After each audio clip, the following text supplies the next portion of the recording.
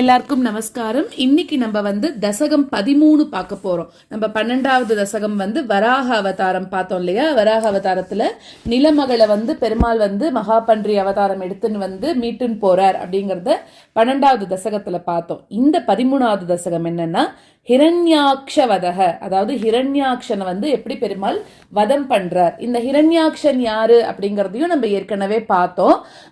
அங்க சனகாதி முனிவர்கள்லாம் போனும்போது அவளை உள்ள விடமாட்டேன்னு சொன்னா பெருமாளே ஒரு திருவிளையாடல் பண்ணி ஹிரண்யகசிப்பு ஹிரண்யாக்ஷனா நீங்க போய் பிறக்கணும் அப்படின்னு சொன்னார் இல்லையா? அதுல ஒருத்தன் தான் இந்த ஹிரண்யாக்ஷன் அப்படின்னு சொல்றவன்.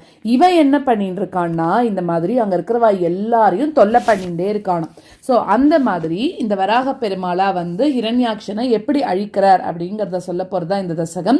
ஹிரண்யாக்ஷன் பாக்குறான், அதாவது பூமியை பெருமாள் மீட்டுட்டு போறாரு இல்லையா? தன்னோட கோர பற்களால ஒரு கோர புல் எடுக்கிற மாதிரி மீட்டுட்டு போறார். அதை பார்க்கும் போது இவனுக்கு ரொம்ப கோபம் வருது.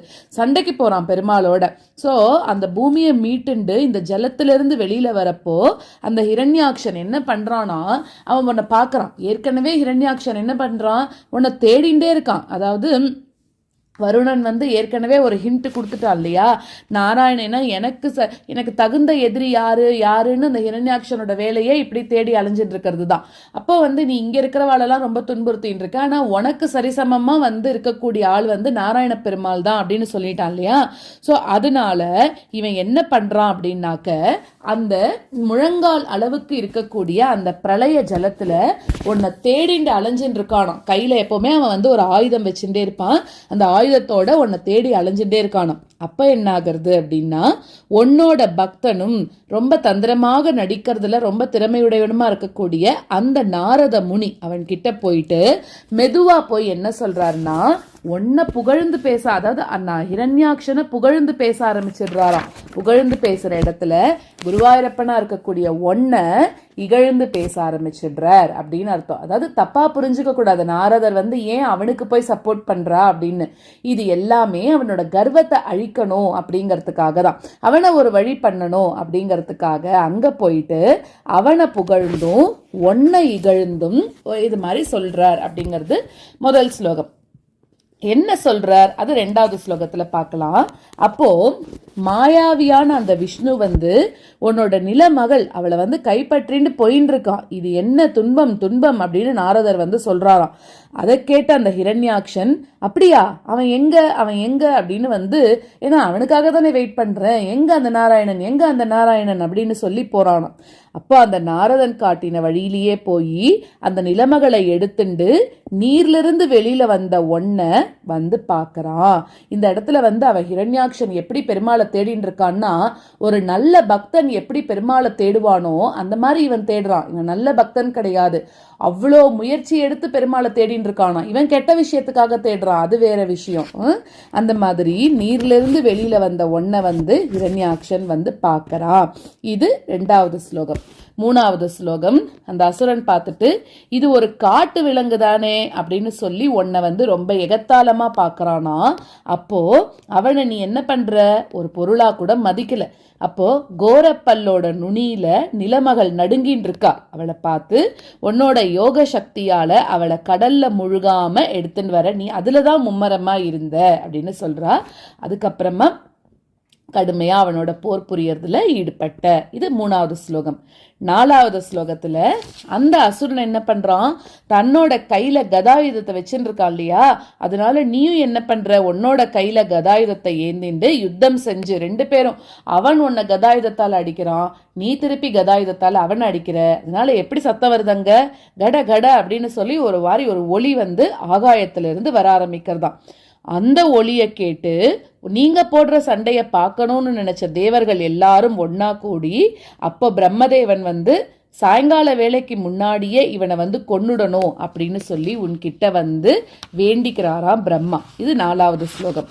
5வது ஸ்லோகத்துல அந்த கதாயுத போர்ல உன்னோட கதாயுதம் என்னாச்சு, அந்த அசுரனோட கதாயுதத்தோட தாக்குதல்னால திடீர்னு கீழே விழுந்துருத்தான்.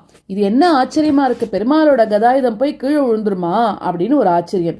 அப்போ புன்னகை பூத்தோ முகத்தோட கூட நீ அந்த அசுர குலத்தையே வேரோட அறுக்க போற அப்படிங்கிறதுக்காக அந்த சுதர்சன சக்கரத்தை எடுத்துண்டு அந்த கதாயுதம் கீழே விழுந்த அப்புறமா அந்த சுதர்சன சக்கரத்தை கையில எடுத்துண்டு நீ அவனோட இப்போ போருக்கு போற.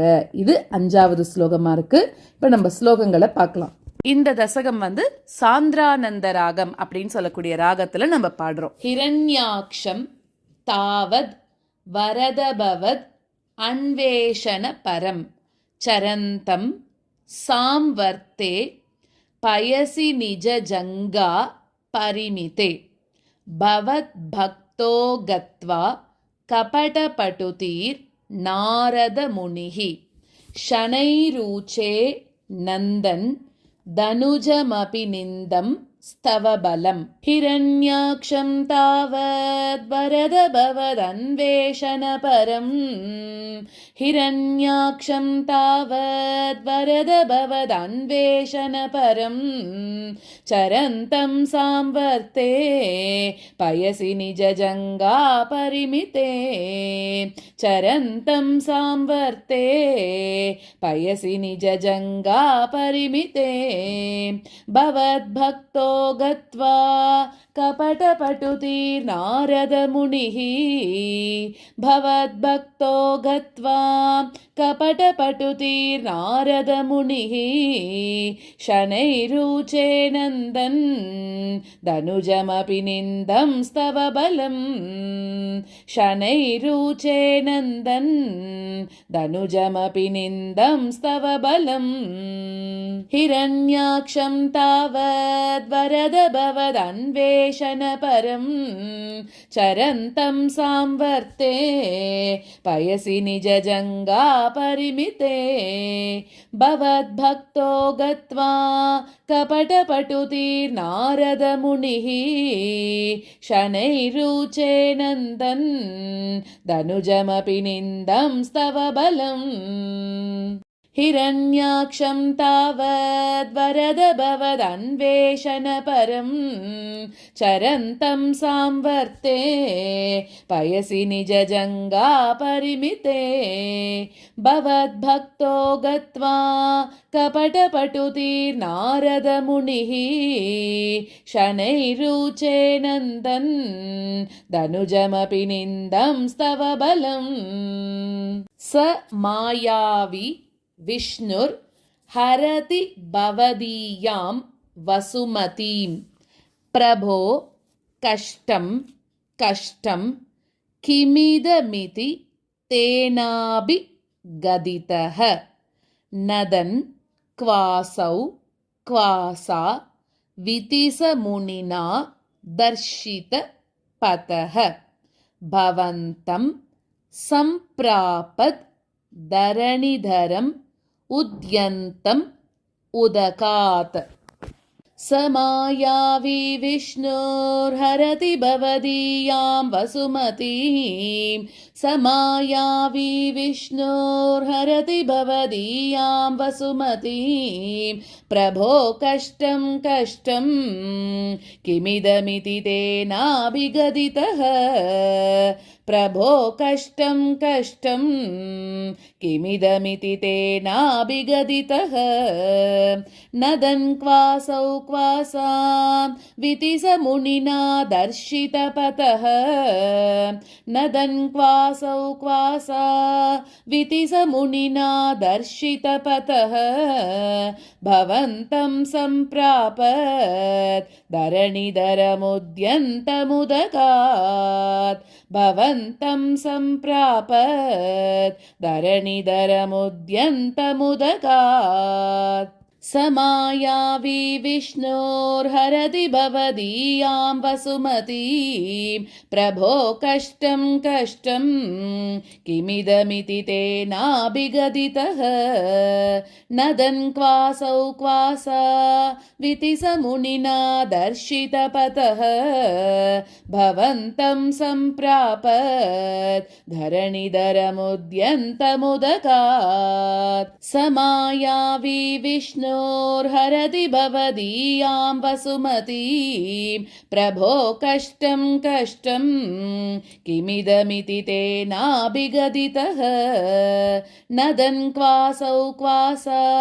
वितिसमुनिना दर्शितपतः भवन्तं सम्प्रापत् धरणिधरमुद्यन्तमुदकात् अहो आरण्योऽयं मृग इति हसन्तं बहुतरैः दुरुक्तैर्विद्यन्तं दितिसुतम् अवज्ञाय भगवन् महीं दृष्ट्वा दंष्ट्रा शिरसि चकितां स्वेन महसा पयोधा वाधाय प्रसभमुदयुङ्क्ता मृदविधौ अहो आरण्योऽयं मृग इति हसन्तं बहुतरैः अहो आरण्योऽयं मृग इति हसन्तं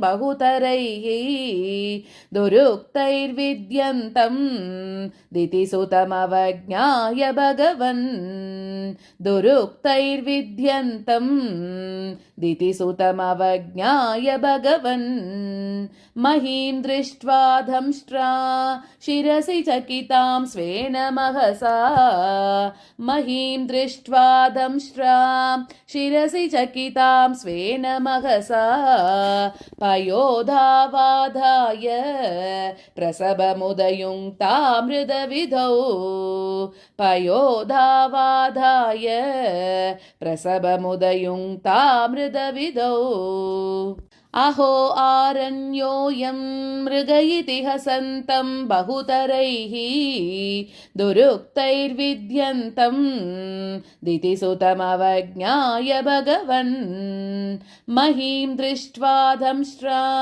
शिरसि चकितां स्वेन महसा पयोधावादाय प्रसभमुदयुङ्क्ता मृदविधौ अहो आरण्योऽयं मृग इति हसन्तं बहुतरैः दुरुक्तैर्विद्यन्तं दितिसुतमवज्ञाय भगवन् महीं दृष्ट्वा दंष्ट्रा शिरसि चकितां स्वेन महसा पयोधावादाय प्रसभमुदयुङ्क्ता मृदविधौ गदापाणौ दैत्ये त्वमपि हि गृहीतोऽन्नतगदो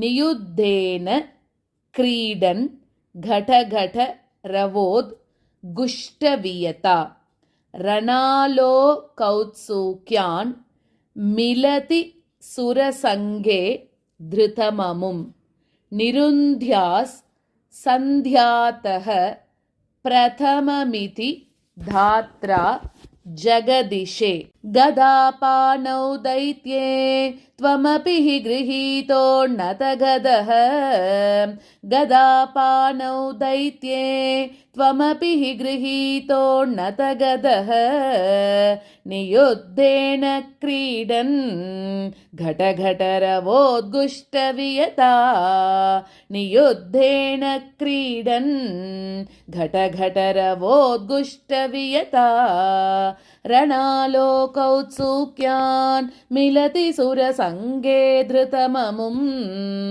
रणालोकौत्सुक्यान् मिलति सुरसङ्गे धृतममुं निरुन्ध्या सन्ध्यातः प्रथममिति दात्रा जगदिशे निरुन्ध्या सन्ध्यातः प्रथममिति दात्रा जगदिशे गदापाणौ दैत्ये त्वमपि हि गृहीतोऽन्नतगदः नियुद्धेन क्रीडन् घटघटरवोद्गुष्टवियता रणालोकौत्सुक्यान् मिलति सुरसङ्गे धृतममुं निरुन्ध्या सन्ध्यातः प्रथममिति दात्रा जगदिशे गदापाणौ दैत्ये त्वमपि हि गृहीतोन्नतगदः नियुद्धेन क्रीडन् घटघटरवोद्गुष्टवियता रणालोकौत्सुक्यान् मिलति सुरसङ्गे धृतममुं निरुन्ध्या सन्ध्यातः प्रथममिति दात्रा जगदिशे गदोन् मर्दे तस्मिन् तव खलु गदायां दिति भुवः गदा गादात् भूमौ जटिति पतितायाम् अहहबोः मृदु स्मेरास्यस्त्वं धनुजकुल निर्मूलनचनं महाचक्रं स्मृत्वा करभुवि दधानो रुरुचिषे गदोन्मर्दे तस्मिन् तव खलु गदायां दितिभुवः गदोन्मर्दे तस्मिन् तव खलु गदायां दितिभुवः गदागादात् भूमौ झटिति पतितायामहहबोः गदागादात् भूमौ झटिति पतितायामहहबोः मृदुस्मेरास्यस्त्वं धनुजकुलनिर्मूलनचनं मृदुस्मेरास्यस्त्वं धनुजकुलनिर्मूलनचनं महाचक्रं स्मृत्वा करभुवि दधानो रुरुचिषे महाचक्रं स्मृत्वा करभुवि दधानो रुरुचिषे गदोन्मर्दे तस्मिन् तव खलु गदायां दितिभुवः गदागादात् भूमौ झटिति पतितायामहहबोः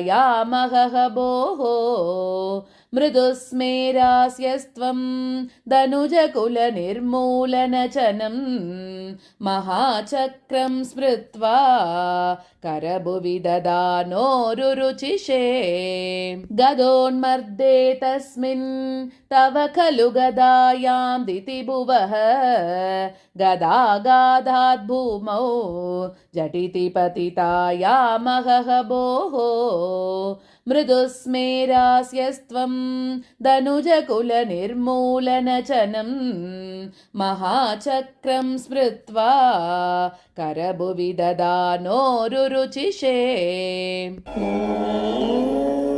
नमो